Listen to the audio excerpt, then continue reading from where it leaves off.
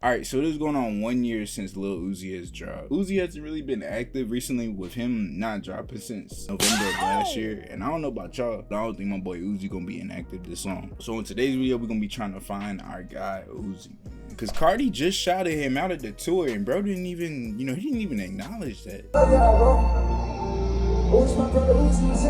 Alright, so Googling where is Lil Uzi Vert took me to his Reddit space, and I knew that if I wanted to find any type of information, it would be here. There was a little bit of news info on him, literally like just a random picture of somebody spotting Uzi in the elevator, and $110 million lawsuit. Alright, damn. Okay, so Lil Uzi is reportedly being sued for the song Just Wanna Rock for $100 million by somebody named Reef Royal, who claims Uzi stole his song Pain and Pleasure. Now, why are you as a grown-ass man writing a song called Pain and Pleasure? I don't know. But bro wants 100 M's, all the lost streaming revenue.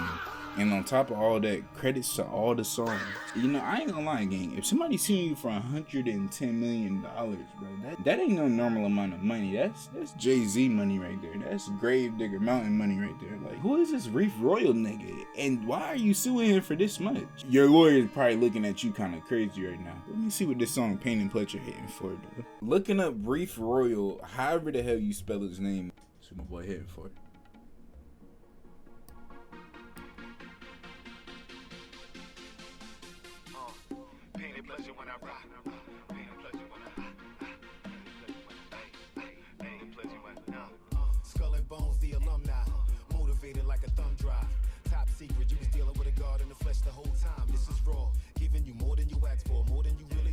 What? This is raw, giving you more than what you asked for, more than what you deserve. Pain and Pleasure playlist. Yo, he might be up there with Diddy, and we didn't even know about it. What?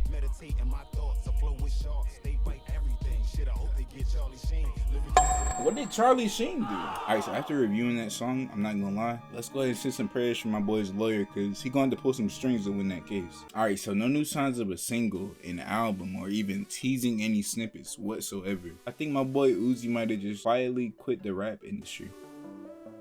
Nope, he got hit with another lawsuit with him and Jay-Z's label Roc Nation. Alright, so looking at Reddit, we can see Lil Uzi Vert and Roc Nation have been sued for sexual misconduct and labor violation. A former personal assistant filed a lawsuit in California for persistent sexual harassment through text messages and verbal comments, being forced to remain available 24/7 while traveling across the US and working 12 to 39-hour shifts without overtime pay. Damn.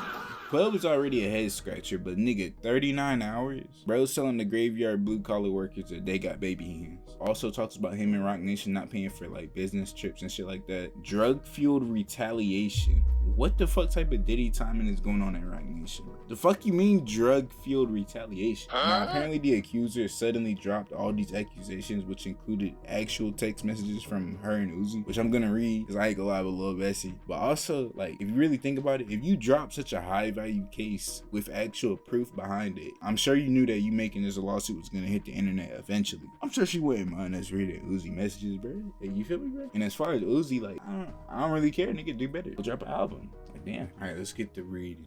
When Plaintiff Doe was first offered the opportunity to work as defendant Wood's assistant in February 2022, she knew that sleepless nights and long hours would be a part of the job. What she did not contemplate and could not have contemplated was the quick escalation of the job from intense and demanding to downright hostile and inappropriate. Supported by his management team, defendant Woods for 2 years hounded Plaintiff Doe during her employment as an artist manager coordinator with unwelcome sexual demands and advances such as the following. I sent you something on vanish mode. Come rub me down before you leave. I'm by myself, now send me something. Let me see that booty. What? I'm not gonna read the second half of the messages. It's not really that bad, but for the sake of me not getting sued for defamation, I'm not about to read that shit. But onto some better news about Uzi's whereabouts. We've got an insider named Purple Matter that is a very trusted speaker / insider whenever it comes to Uzi. And he says Uzi really wanted to drop in August, but something happened with the label after he started dropping snippets, and instead now he's more focused on a record label. This is all random to me, but it's not really surprising. I've never really seen Uzi as like a label owner, mainly because he can't seem to work things out being owned by one. But I'm also not really surprised. Uzi may have not been on the dropping music side of things, but he definitely been been listening and connecting with hella underground artists and influencers. Even though I've mainly seen him with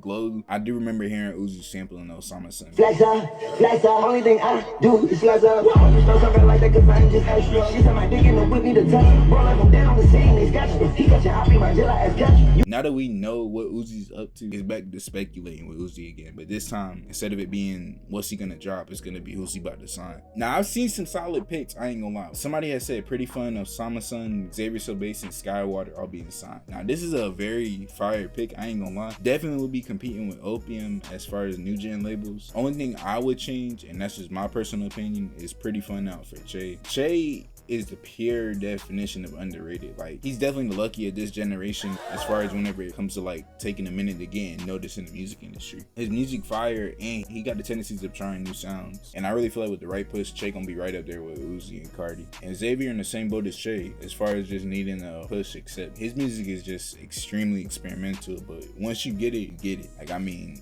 hell, bro's girl didn't even like his music up until a certain point. But with all these bits and pieces of info we got on Uzi whereabouts, we can at least confirm he's not dead. Oh, Uzi, what you doing, bro? He didn't quit, and he might not be going to jail. Let's just hope bro's judge isn't a Reef Royal fan.